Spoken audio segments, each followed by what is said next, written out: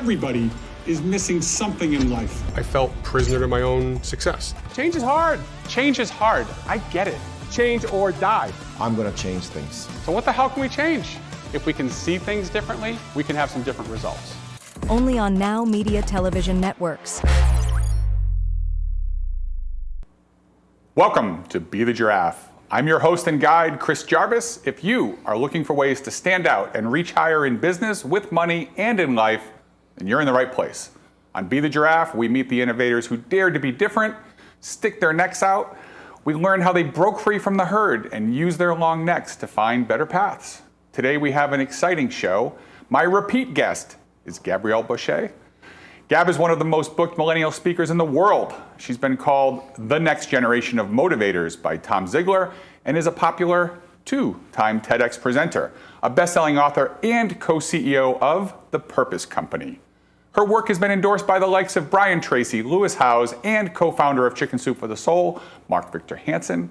Gabrielle's approach to generations, leadership, and purpose resonate with all kinds of audiences.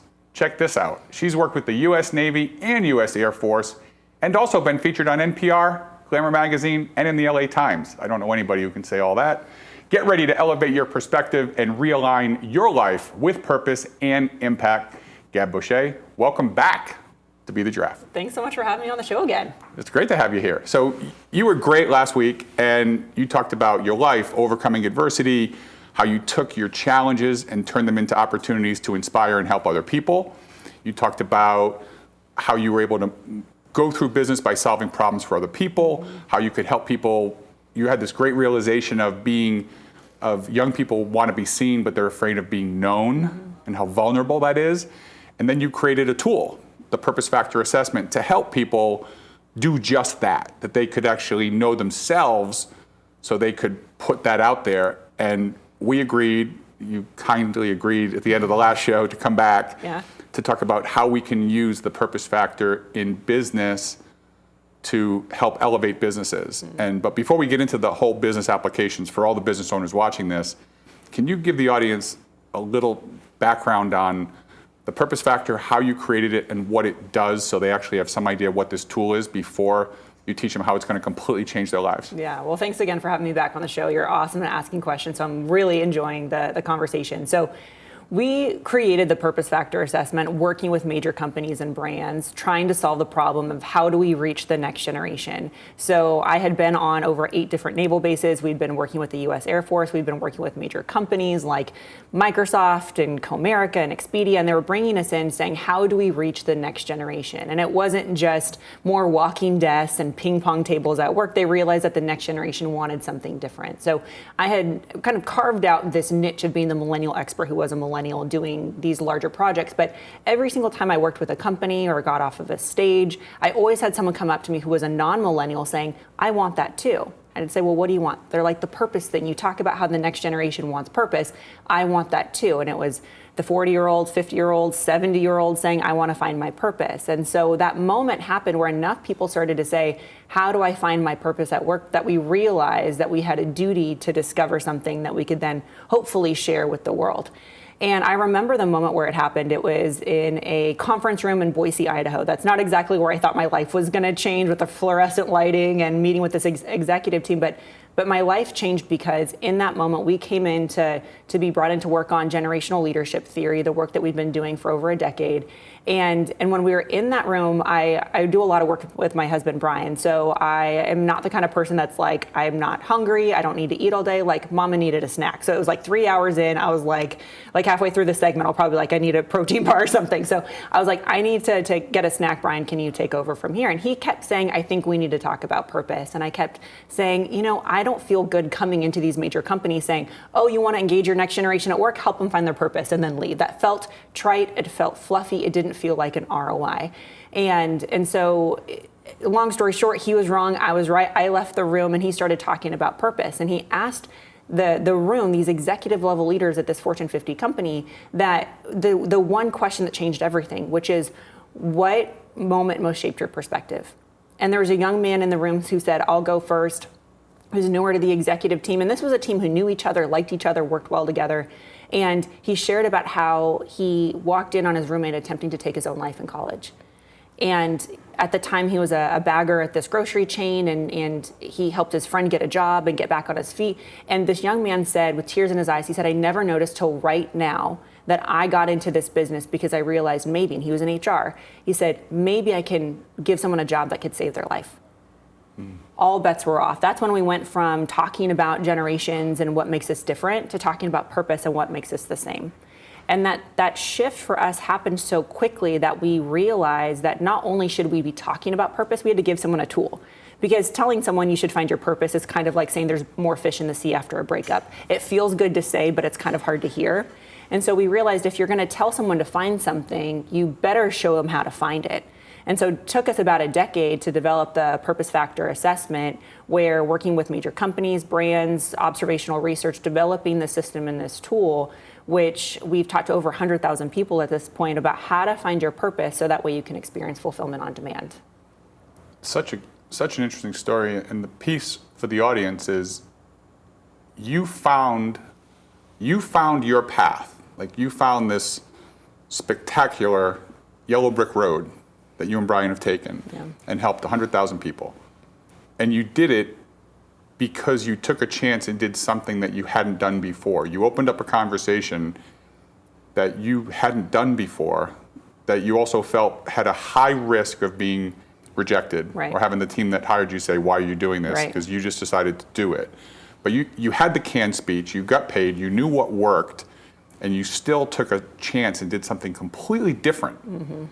With all that risk and all the chance of losing the client, all the negative feedback that could come from that, and look what it did. Like, that story for the audience, there's a lot of accidental, a lot of happy accidents. But that whole, like, how did you decide to just take that step? And it isn't the only time you guys did that. Well, it wasn't a huge flip, it was incremental, which is really important for us. Is instead of just saying, okay, we're not doing this anymore, we can do that, which as business owners we tend to do as founders and as entrepreneurs. We switch, we change, we're agile, we're adaptive, and the thing that makes us great business owners can oftentimes make us bad bosses, because we give everybody whiplash because we're saying, let's try this, let's try that. And so we knew it needed to be incremental, not just for our team, but also too for ourselves. We needed to test what was working, what wasn't working. And so I went on a lot of shows, lots of podcasts. I went in front of a lot of our clients. We started developing incrementally these systems. And we developed a lot of it actually working with the Air Force. And it turns out the military will kind of let you test anything on them. They're like, hey, come on in, work with us, let's go. And what we learned is if we could help give people language to identify how they experience fulfillment in their current role, we could give them a gift that they could take with them the rest of their life. And so we started to look at what are industries that we can come into and start working with people during the onboarding process. So Hirsch and Family Entertainment, for example, they've got Harlem Globetrotters, Dollywood. That organization brought us in because they realized we want to be known as a place where people find their purpose at work. And so in the onboarding process, in the ascension process, in the management and leadership process, how do you find your purpose and get connected? Then it started making us think, okay, how can we get in with students and universities? How early can we help someone find their purpose? Because if you give them clarity on their purpose, who they are and who they're supposed to help, that's a gift that they can take with them the rest of their careers. And what a gift as a company, whether you have someone for 2 years or 20 years on your team, they're gonna remember you. You will live rent-free in their mind as the company, the boss, the leader who helped them find their purpose. So when you did that, you tried something new, it gave you a path, you moved into helping people find their purpose. Was it immediately accepted? Was there some challenge? Was there some resistance from corporations? Because I hear a lot of companies say, I want people to be better at doing the things that I need them to do. Sure. It's not my job to make them happy. Yes. So how did that go about when you made that transition? What was that like? Yeah, there were certainly people who were the non-early adopters, right? So we call those more of the late majority, maybe some laggards who they may never be the kind of companies who raise their hand and say, we believe we have a duty to help people find meaning at work. But then we started to find those other companies who were top places to work, companies who were emerging, companies realizing, especially in a post-COVID employment scenario, they have a duty to help people find meaning in the work that they're doing, not just give them a paycheck. Those are the people that were raising their hands. And what we would go to them and say is every single person on your payroll wants to know two things. Number one, do they matter? And number two, does the work that they do matter? If you can give them clarity on an individual level that what they do matters and that they matter, you've hit a home run. You've done an incredible work that most organizations don't take the time to do. And it's not that expensive and it doesn't take that much time. And those are really the two questions that every company wants to have anytime they bring in a consultant, speaker, trainer, assessment tool. How much is this going to cost and how much time is this going to take? And so those were the two things that we knew going into building the assessment that we've built is it has to be quick and it has to be affordable. And so that's what we've been able to do. So where can people find the assessment? What does it cost? Yeah, so the Purpose Factor Assessment, you can go to purposetest.com, and right now it's only $49. So we wanted to create the most scalable, the most affordable, the most accessible purpose discovery system that it takes about 20 minutes. The amount of people who will message us later and say, there's no freaking way that this is gonna work. There's no way I can find my purpose in 20 minutes will then write us back and say, just kidding, this is incredible. That we wanted to create something that you could put in your pocket and you can take and you can use, whether you're trying to decide what's next for you, whether you're mentoring a friend, mentoring a kid in your life, giving it as a tool if you're an entrepreneur to your team to get more clarity and cohesion as a team, is to give something that in 20 minutes you can know who you are and who you're supposed to help. Who you are, who you're supposed to help, and then with that, clarity, passion, excitement, freedom, liberation. Yes. All of that is coming from the person who spends the $49, goes to purposetest.com, and they get this. Yep. Okay, so after the break, for all of you business owners, again, 92% of people who watch this identify as having a business owner in the house. If you want your people what they do matters to you because it's how you make money and how you get paid. If you want them to feel like what they do matters to them and you want them to feel like they matter to you, come back after the break and we're going to talk with Gab about the purpose factor, how it's going to help them to help you so you can elevate your perspective, elevate their perspective. Both of you will see a better path and ultimately you will be the giraffe. We'll be back after this.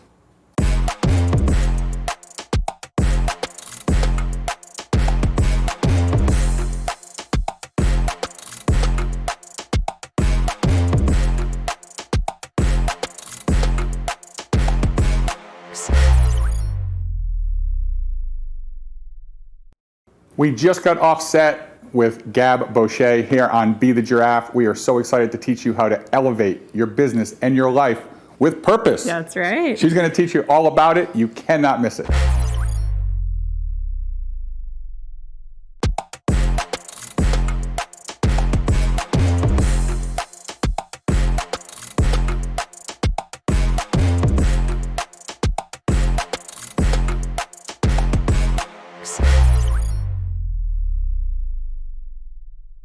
Welcome back to Be the Giraffe. My guest today is Gab Bosché. 2 weeks ago, we had Ramon Peralta on the show, or 3 weeks ago, and he was talking to millennials and talking to older business owners about employing millennials. Yeah. And the line that he used was, it isn't that millennials don't want to work, it's that they don't want to work for you. Yes, exactly. And that's it isn't that young people don't want to work, they just don't want to work with the same rules and conditions, and they're not looking for their grandfather's job. Yes.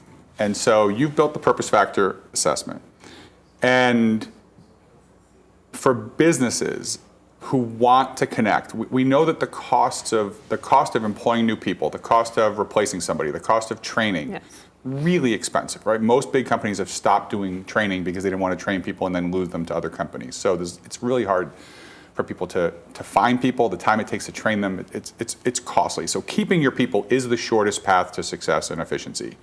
So tell us how this works. So when a company says, okay, Gab, come help us connect with our younger people, figure out, we want these people to stick around. We want them to want to work for us so that this relationship will work both ways and the company will be better and stronger for the shareholders, for the customers, for our vendors, for everybody. What does that look like? Tell us how that conversation goes, what people get out of it, and why they need to really seriously consider doing this for their organization. Yeah, I mean, we've heard the adage, and it's true, is the question of what will happen if I train my people and they leave? Well, what will happen if I don't train them and they stay? The same is true when it comes to purpose. What if I let my people find their purpose and then they leave? They think that their purpose is to move somewhere, do something, be something different. Well, what if you don't help them find their purpose and they're still living in a poorly optimized role?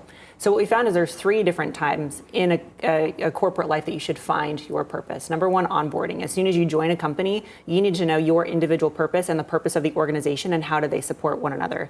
One of my favorite sessions that we'll do with companies is we'll have everyone take the purpose factor assessment together, talk about what are the core values of the company. The purpose factor assessment gives you your core values according to your purpose. And then the conversation is around how can you support our core values with your core values. It's powerful, and now there's a connection. You're not just another cog in a wheel. You're building something much bigger than yourself. So that's the first time when you're bringing someone into the company. The second time you want to help someone find their purpose is when they're ascending, so maybe to management, to leadership. When they're moving into a new role, they need clarity on what their purpose is and who it is that they're now serving.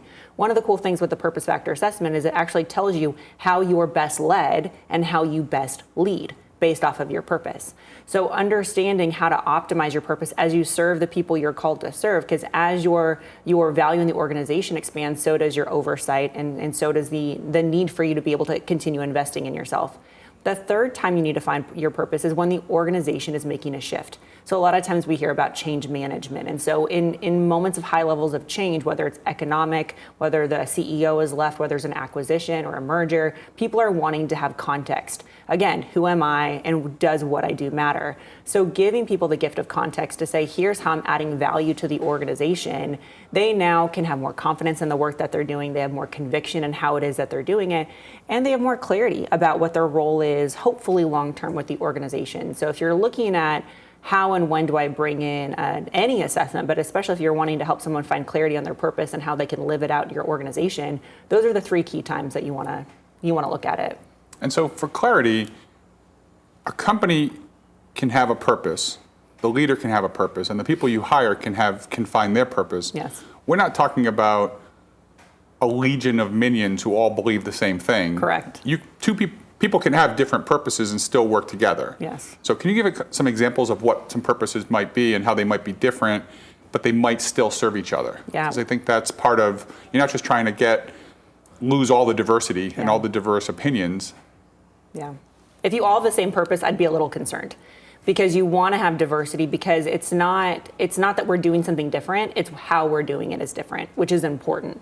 When you have a big problem in front of you, you want diversity of opinion, approaches, ideas. If we're all just yes men and yes women, we're actually not solving the problem very well. We're just kind of doing the same thing over and over again, hoping to get a better result. So one of my favorite things that we'll do is we'll work with a team, and maybe they all have the same role. So maybe it's 5 different sales reps, for example, and they all have very similar roles. Well, we'll have them take the purpose factor assessment. One of the core elements, because purpose factor has 4 different elements. One of the first elements is what we call your natural advantage, which is the role you tend to play in life and work. And there are 5 different types. Now, each person on that team could have a different type, and oftentimes they very much do. And I remember we were having a conversation with the regional sales team, and this one woman started crying because she said, I never realized that's why I do my job differently. She was a teacher. So the teacher archetype learns and then translates that information so that way the other people understand. She was comparing herself to someone who's a recruiter, who's that natural winsome salesperson who's like, you got to be as excited as I am. And so her just having an understanding of context of, I do my job differently and I'm empowered to do it differently and not living by comparison, but living by design. It just shaped everything for her, and she became one of the top performers on the team. So interesting. And so that you don't have to have the same values, the same beliefs. You can still fit into a team. Yes. And that's part of the training, is you train people how to lead, how to be led, and organizations. I assume you also teach the people, how do you help all these different people in different roles? How do you assemble teams? Yes. How does that work? Yeah, the cohesion of a team is incredibly important, because oftentimes you'll get a bunch of people all together on a team and realize we don't have enough diversity. We have everybody who's a builder, for example, who's kind of that natural entrepreneur. And if we have 5 builders on a team, we're going fast, but nothing's getting done. And so now you have more information about who do we need to have on a team, so that way things are really brought together, so things are actually done. That's the productivity piece of it is super important. There's also the personal dynamics of it as well. So the 4th element of your purpose factor is what we call your origin strength, which is how you overcome hard things. And when people identify, this is how I overcome hard things, first of all, they have confidence. Now they're like, yes, I can overcome hard things because I have overcome hard things. So that's really important. But knowing if you have a different origin strength than me, for example, my husband is the present origin strength, which means when stuff hits the fan, he's like, let's sit, let's process, let's think. My origin strength is adaptive, which means when stuff hits the fan, I'm like, let's shift, let's move, let's change. You can imagine where there's a little bit of tension in that in pretty much any conversation. So me knowing what his strength is and what mine is, we can then determine, is this a scenario that we need to sit and think, or we need to move and act? And that just gives clarity and context to not judge someone's actions and say you're wrong or you're right. It's just who you are, and do we need to lean more on your strength in this season, or do we need to lean more into mine? So right now, I have a child who's looking for an internship, and these companies are putting out, big companies are putting out these notices that they have jobs, and they're getting tens of thousands of applications. So everything, of course, is getting handled by AI. Yeah. And so what happens, though, is when you try to train the machine, you pick who's been successful, what does it look like, what schools did they go to, what things have they done. And so it's really it's focusing on the resume thing, which they're kids, they haven't done much of anything. So it's kind of silly. But I can remember in Vistage, we had a speaker come who said that we hire people for what they've done and we fire them for who they are. And we also tend to hire fast and fire slow when those things should go the other direction. So the question I have is, when you realize that there's diversity of how people make decisions, how they act, how they're led, how they lead, do you find that companies find that they open up the recruitment and they have opportunities to pick different people and to fish in a pond that's different from everybody else, thus giving them an advantage? Yeah, very much so. And it does come down to what you just said, which is decision making. Elon Musk talks about his hiring process where he'll just basically ask, tell me your life story and tell me the problems that you solve. And by learning how someone solves problems, you get to understand how their brain thinks, how they overcome obstacles, the depth to which they understand the problem that they're actually solving. Is it surface level, or is it 3 to 4 to 5 layers deep? And the same thing is true when you understand someone's purpose, because a lot of purpose is problem solving. Because your purpose isn't just here's who I am and how special I am. It's who am I called to serve and how is it that I'm actually called to help them. So the clarity in how you solve problems is really important. And so asking questions in a hiring process to find out how do you solve problems is so incredibly helpful, because now I know what is your pattern of when you hit a challenge or roadblock, which you will, how is it that you're going to process through it? What part of your origin strength do we need for this position, by the way? Because not every origin strength is optimized for every position. Do we need someone who's move, shift, let's change? Or do we need someone who's, one of the other strengths is discerning strength, who is very clear on who should we trust, moves with their gut, and that's going to be a different role and a different strength for a different time. So getting clarity on that is very, very important, especially when you're looking to build a team of high performers, A-plus players. You got to understand who they are and what are they bringing to the table. So this is really getting to know that, when I made that comment about you hire people based on what they've done, you fire them based on who they are. Yeah. The converse of that is that we should be hiring people based on who they are. And the purpose factor, your purpose test, gives people a chance to figure out who they are, so they feel good about that, and more importantly for the employer to figure out who they are also. Yes. So you're actually getting true stories. You're not hiring somebody based on the facade. Yes. And the assessment, just like any good interview, gets to what are the blind spots, what are the challenges, because not everyone comes in perfectly packaged, and then life happens, right? Then there's a sickness, or you're having to take care of people, or you're frustrated by money, or your car breaks down. Life happens. And so how are you going to overcome the hard thing as it comes up? And so that's one of the things that the assessment does, is it explicitly says, here are your blind spots. So it gives context to create questions around, is this a blind spot that someone has addressed? Number one, are they aware of it, right? So blind spots usually means they're not even aware of it. We want to know, are the people self-aware enough coming into our organization that they know, I have a tendency to do this, and here's what I'm doing to counteract that poor habit or that poor behavior. And so that awareness is really important. And then how do we make sure we're putting them in a team that they have appropriate structure?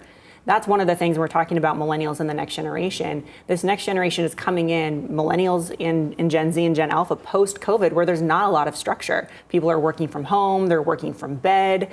And so the lack of structure is actually creating a very disloyal employee workforce, because they're like, what's the difference between, tweeting from a coffee shop for this company or tweeting, for that company? But more than anything, I think it really has created a lack of pride in the work that we're doing. And that's one of the things that we're really passionate about doing, is giving people dignity in the work that they're doing and getting excited about the problems they're solving and who they're solving those problems with. Because I think that that's what this country needs more than anything, is we need to be proud of who we are and what we're building and the companies that we're a part of. And I'm not seeing a lot of people talking about that. Fantastic. When we come back after the break, Gab's going to talk about how not only do you improve your recruiting, but improve your retention, improve your productivity, and improve your business. So don't miss it. We'll be right back.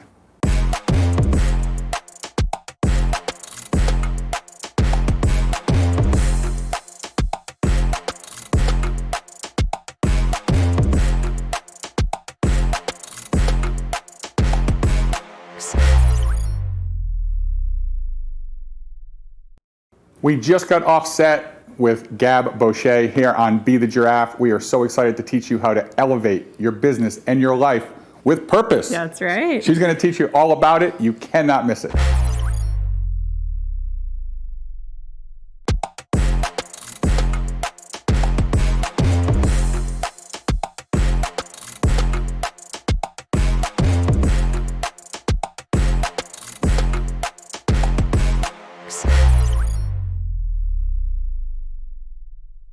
Welcome back to Be the Giraffe. I am with Gab Bosché, who is just giving us all of her time. It's fantastic. We get more and more knowledge every time. If you missed the last two segments, shame on you. Go take thepurposetest.com. It will take you 20 minutes to figure out who you are, what drives you, what works, what's going to make you happy, push you forward in your career, and help you how to lead people, how to be a better employee, better boss.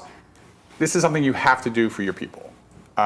We were talking in the last segment about the challenge, like the hiring process and the facade of you have your resume and we have our job posting, and then we're using AI because we get 1 million people, and then we have to spend a lot of time, and we ultimately still get bad people and bad hires, and the process doesn't work. Partly that process is wrong, and then partly the onboarding process is wrong, and then the management process is wrong. And just for the audience that are just tuning in now, tell people what they get when you actually use this and you integrate the purpose test into the purpose factor assessment, your test at purposetest.com. When they integrate this into their hiring and onboarding process, how that's different and what they're telling you about the people they're hiring and what it looks like as they start to move through the organization. Yeah, well, the first thing that you get is differentiation, because we're dealing with a new workforce that is interviewing them just as much as we're interviewing us. So we're looking at how do we create, how do we set apart from the other people that they're applying to? Because people aren't just applying to your company or my company, they're applying to hundreds of other companies. And so if in the interview process you can say, hey, all those other companies, they may be great, but will they help you either find your purpose or live out your purpose?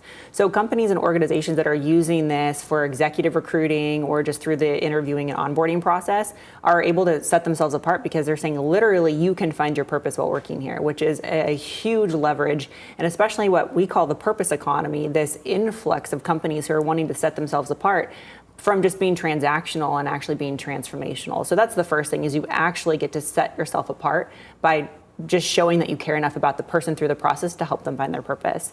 The second thing is the right kind of data, is what kind of information are we actually gathering in the assessment itself. So a lot of times we'll work with specific industries or companies, and we're pulling data primarily from people who are coming into organizations. We're looking at what's your current level of fulfillment. So that's really looking at why are they coming into that organization. So a mentor of mine used to always say in sales, scared money don't make money. Well, a scared hire don't make a good employee. And so if someone's coming in saying, I need this job, that mentality may not be the kind of mentality that every organization is going to want. And so what current level of fulfillment does that person have? Is it that they're curious and so they're just job shopping because they think, well, maybe there's a better offer out there, a better salary?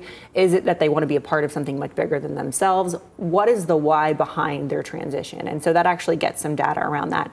And then during the onboarding process, we can then start to get information about their current level of clarity and confidence that they can live out their purpose at this particular organization, which is huge. I mean, we have companies who actually recruit just based off of the numbers that they'll get, that yes, you can live out your purpose at XYZ company.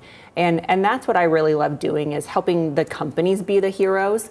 There's a reason that it's called the Purpose Company and not the Brian and Gab Show, is we wanted to create something that people would feel empowered to be able to put in their back pocket, to be able to leverage with the people people that they're called to hire and called to serve, to create shared language around purpose. Because just talking about purpose is powerful. That's one thing that we want to do, is make purpose popular. But even better if we can actually have shared language that we can support each other in living out our purpose at work. So at the break, we were talking about statistics, and I know that companies don't share their employment records for good reason. Yeah.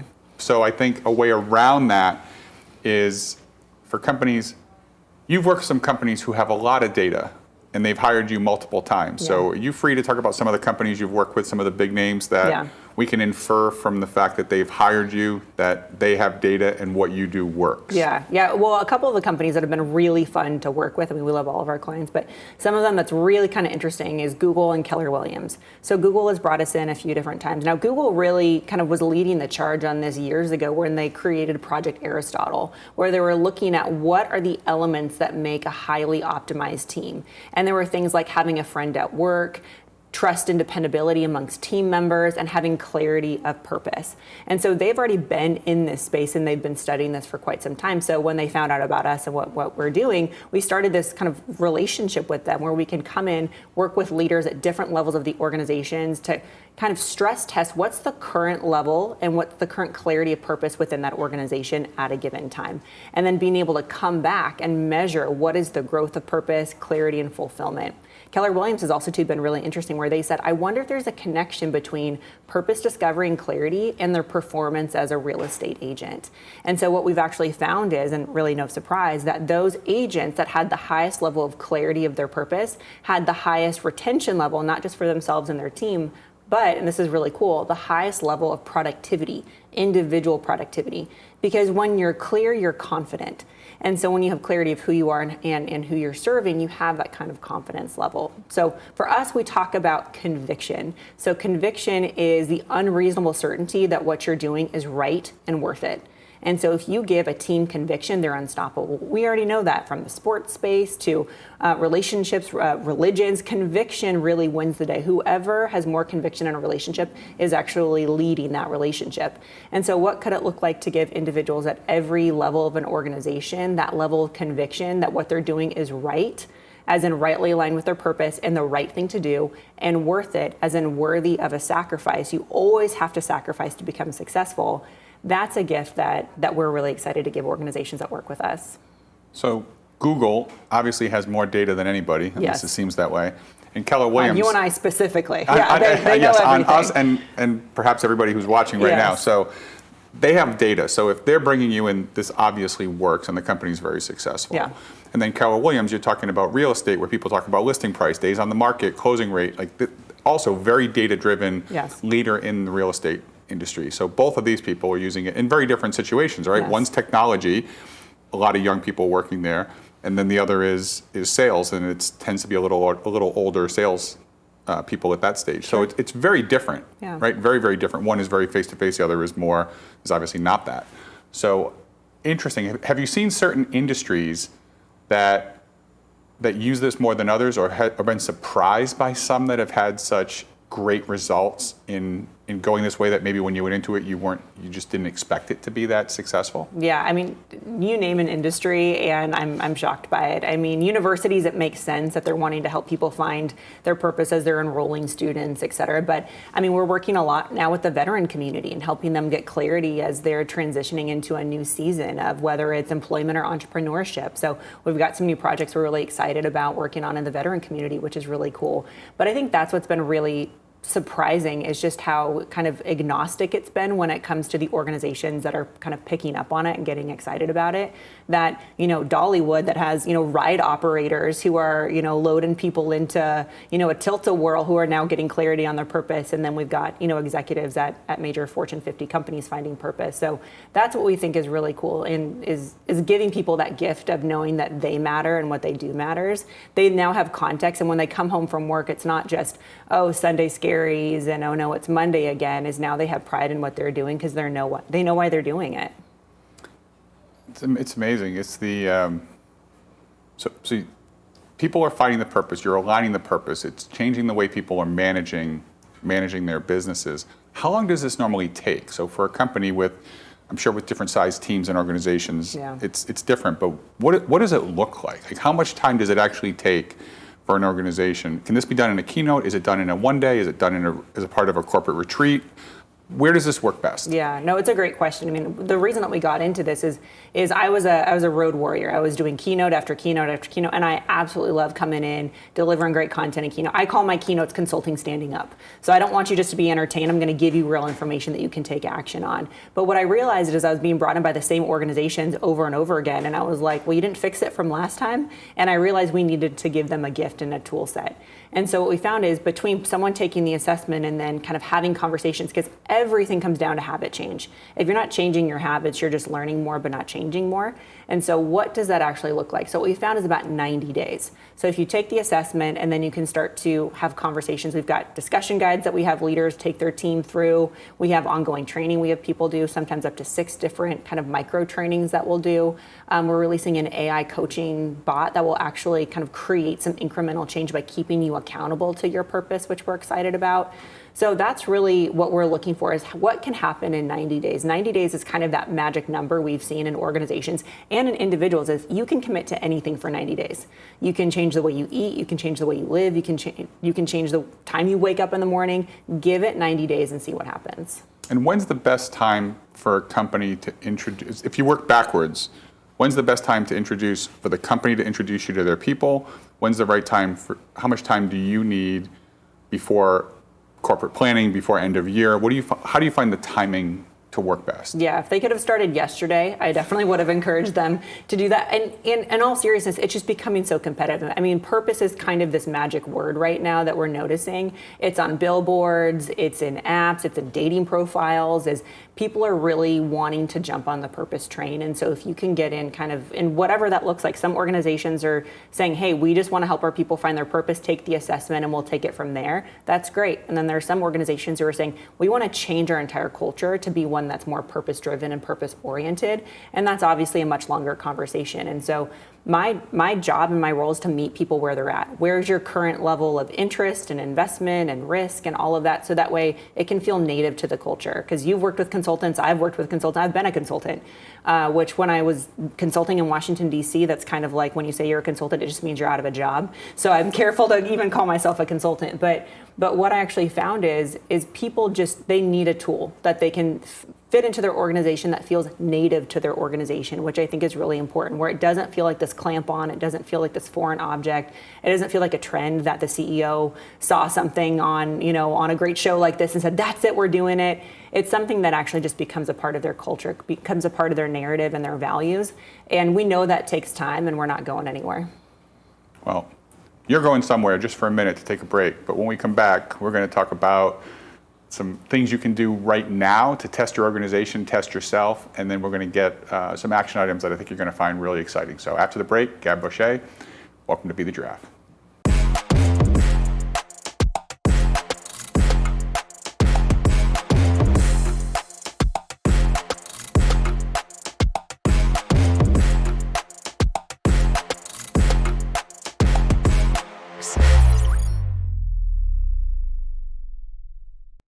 We just got offset with Gab Bosché here on Be the Giraffe. We are so excited to teach you how to elevate your business and your life with purpose. That's right. She's going to teach you all about it. You cannot miss it.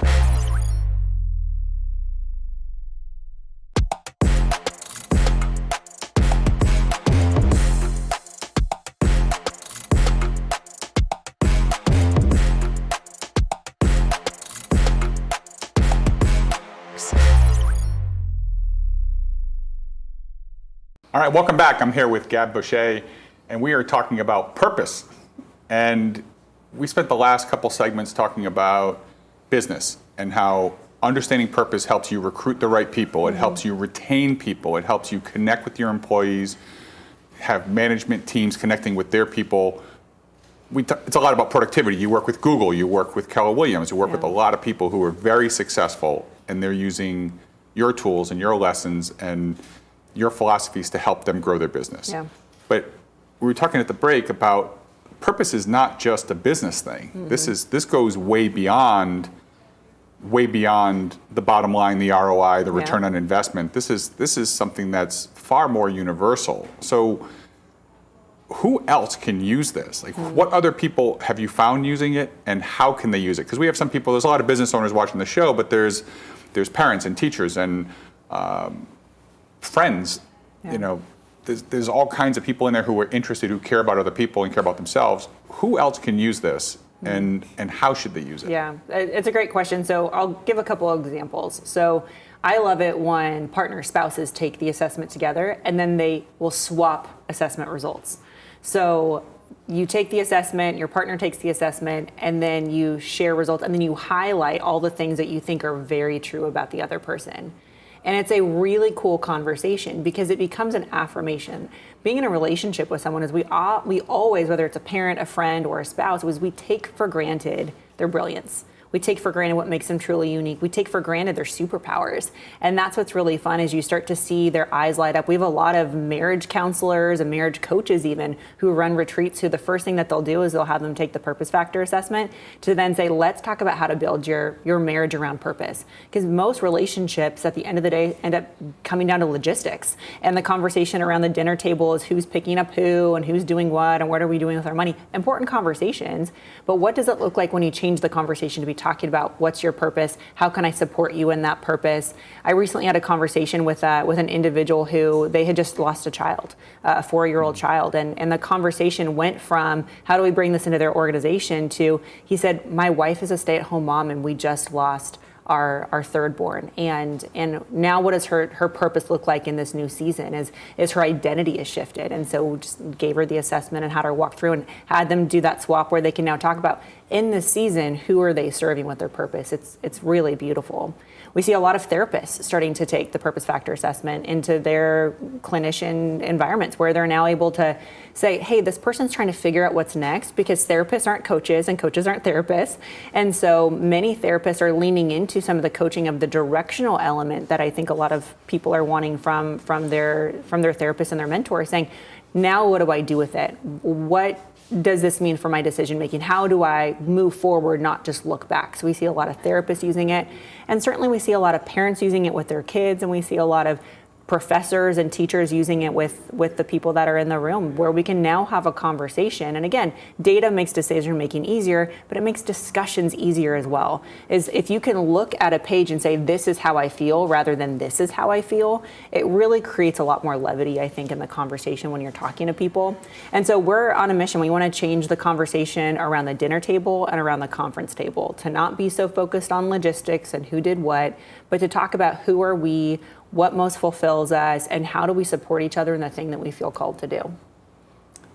In the beginning, you talked a lot about the younger generation wanting to be seen, focusing on being seen, but being afraid of being known. Yes. And this is that same conversation of it's one thing to be seen, but to actually be known for who you are and what matters to you. That if somebody understands which way your compass points, it does help. Yes. It just helps with that whole Malcolm Gladwell, this isn't a disagreement, this is a misunderstanding. Sure. You're not doing something, this is because this is how you're aligned, this is how you feel, this is how you react, this is what you're constantly leaning toward. It's not a flaw. Yes. It's part of your constitution. Yeah, and when you start to have that understanding, because understanding yourself is really important, but why do we take tests about what Disney princess are we and what color are we, and you have an assessment and I have an assessment? What's the natural curiosity we all have? It's not just I need to know more about myself. If I was on a desert island, I wouldn't take an assessment. I'd be trying to get the hell off that island. But why is it that we want to know about ourselves? Is because we want to know about ourselves in relationship with other people. And so that's what the best assessments do, is say, oh, this is how you are in this situation. This is how I am in this situation. And so not to put shame on the shoulds of how we should react, but it's just how we are and how do we optimize.